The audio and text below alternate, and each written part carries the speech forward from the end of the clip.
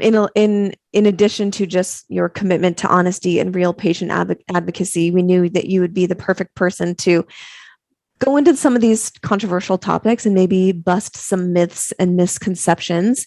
And just spoiler for the audience, on this episode and every other episode of The Medicine, we do not shy away from having difficult or controversial conversations when we can bring love and consciousness to the conversation, which of course you always do. So there might be some triggers in here. If you're listening and like, oh, that's not what I believe, just stay calm and have an open mind, and just be open to the conversation as Nathan shares. But so you shared, some myths and misconceptions about home birth and hospital birth.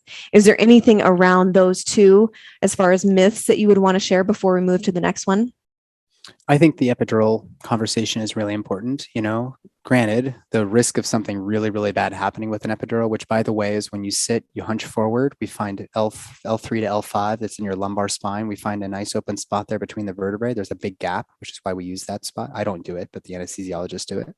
I tried to learn how to do it. And then my residency program was like, don't do that. Just do your job. And so I wanted to actually be really good at epidurals, but I never got there.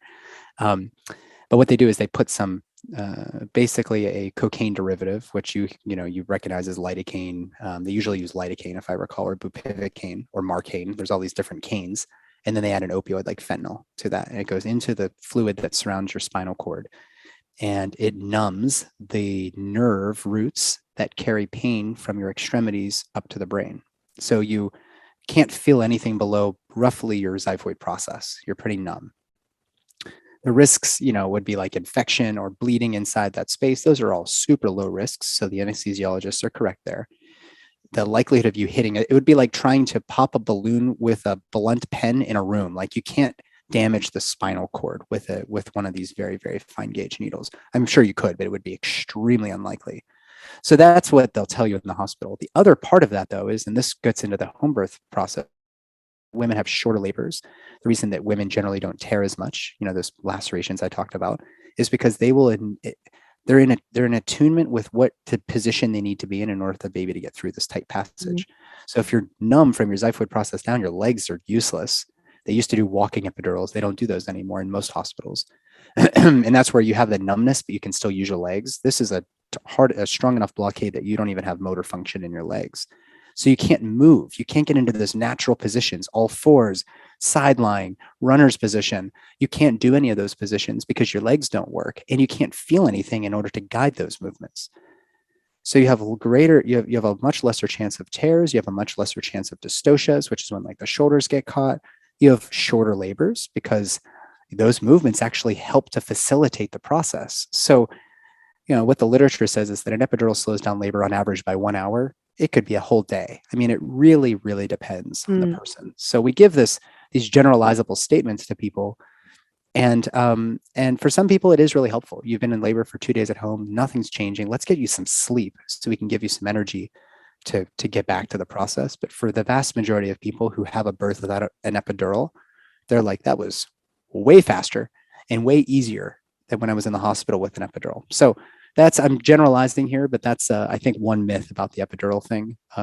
It's more than just the infection rates and all of that. That actually is disruptive to the woman's movement and the dancing and swaying and bouncing and child's pose and all of that actually helps facilitate labor. Yeah, we have a friend, Marissa, who's an incredible doula, and she's had 4 kids of her own, and she says this motion is lotion when it comes to birth. Yeah. And I love that.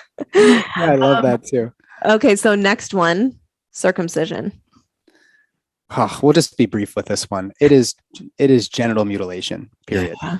I'm circumcised, for everybody out there wondering. And if we had a little boy, we would have had to have a hard conversation, because I probably did 200 of those in residency. It was a part of our job. We would put sugar on their tongue, and they would go into outer space. Imagine your first Sour Patch Kid. And then we strap their arms and legs down. You put these big clamps, and then you cut around the bell of the clamp and cut off all of the excess foreskin just below the head of the glands, the crown of the glands, what you would see as the mushroom top on the penis. Yeah. And of course, when the penis is erect later in life, you can't tell the difference. But there were kids in school when I was younger, when circumcision was like all the rage, that they would have like, the skin that comes, extends over the glands, and they would get made fun of for it. So there was these societal pressures to match what daddy has, so to speak. And I probably had that mentality at one point, but after having done so many of them, I won't ever do one again, first off. But I also want people to really understand there is absolutely zero benefit to circumcising your child. It gets a little dirty under there. You just pull the skin back and clean it, just like your ass crack or your armpit. Yeah. Seriously, I think about that all the time. We're currently in the middle of watching this documentary called American Circumcision because we want to know, we want to prepare ourselves and have this tough conversation before it comes, if we, ever have a son. And they're talking about, someone who is pro circumcision. They have both sides on this documentary. They're talking about the cleanliness and, it can get infected and this and that. And I'm like, have you ever taken a look at a vagina? Have you ever noticed how many folds and petals and places and crevices there are? Like, that to me is a laughable argument. It's like, we teach little girls how to clean themselves. Why is that any different for a boy? Do we think that they can't handle that as a little child? It's laughable. And then once you dive into what you just explained and seeing it done and hearing that there is no real benefit to it, it's hard for people to swallow. I think especially for sit and understand. Parents. It's really been like, wait, what? Why? I just doing that. Why? I have a hard time believing that a perfect little human body needs a major surgery on day 2 of their life, if everything else is healthy. Why mess with nature? There's foreskin there for a reason.